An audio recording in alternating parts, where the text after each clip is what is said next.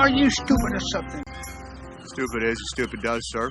This could very well be the stupidest person on the face of the earth. You are a stupid, stupid man! You see? You're stupid minds. Stupid.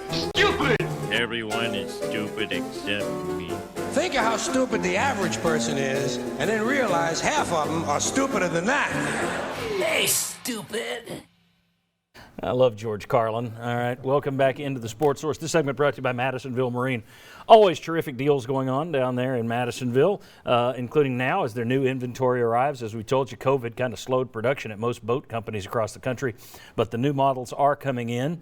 And I'd like to just send my best wishes to Steve Sloan. You've heard me talk for years about Steve and Joe Special, the guys who own and run Madisonville Marine down there. Well, Steve is having to go through a health battle right now, and he plans to be back in the office as soon as possible.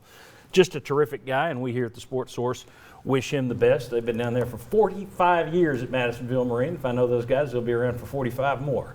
Madisonville Marine, get down there and see them this week.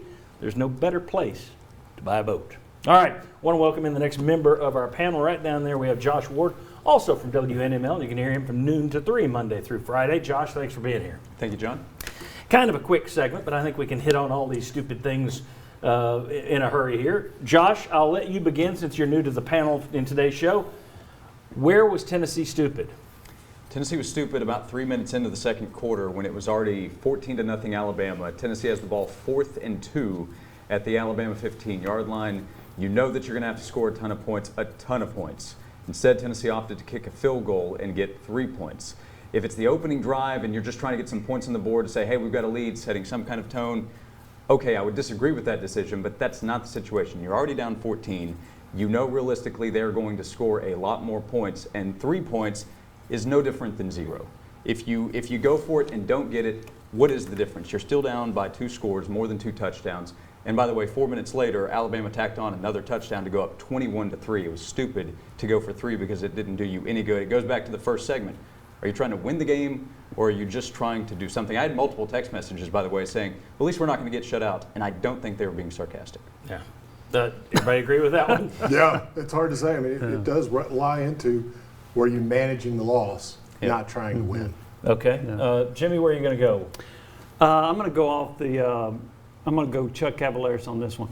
Actually, and I know this is an opinion, but I'm going to throw this out there. Here's where I think you're stupid. I think as a coaching staff, you have to know what your players understand. You have to understand what they know, right? So I'm looking at this defense in the secondary that continues to make mistakes. They don't cover the right people. They continue to have miscues on communication. And I don't know if the defense is too complicated, but I think it's obvious the players don't understand exactly what their assignments are in the secondary. So I'm going to say you're borderline stupid if you don't understand what your players understand. And I think Tennessee's got to simplify things on that defense, in particular in the secondary. All right. Will Overstreet, you texted me. It started in pregame warm-ups for you. Yeah, you know, every time in pregame warm-ups, the teams eventually get together, the offensive, defensive line, and then, you know, in the pros, you come off, you thud up the guy, you get in position, everybody just gets a little pop, nothing big. In Tennessee's case, though, they talked about Trey Smith limping off at one point during the game. They said he did it in pregame. Well, the reason he did it in pregame is because we basically had a full live-on scrimmage in pregame, and Trey Smith got rolled up. So he comes off limping right there in the pregame series. And not only that, it's amazing that 3 or 4 other guys didn't make it to the game because there were 4 or 5 pile-ups and guys on the ground. Listen, if your team can't do that drill without going to the ground, you need to cut the drill and tell them to back it up, because guys going to the ground with lots of other guys, that's how knees get torn up and that's how you lose people. And Alabama or somebody else may do that. They got 4 other guys behind that one guy that can play. You don't have a lot of Trey Smiths. You don't have a lot of guys better than your first-string guy. You might want to be careful with them. We talked last week about how Butch Jones hit too much in practice. Maybe Pruitt hits too much in pregame warm-ups. So, an interesting issue there. And I was going to throw out one here.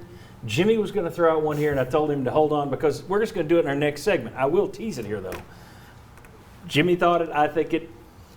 If you're down 42-10 in the third quarter, why aren't you getting more of your young guys in there at that point?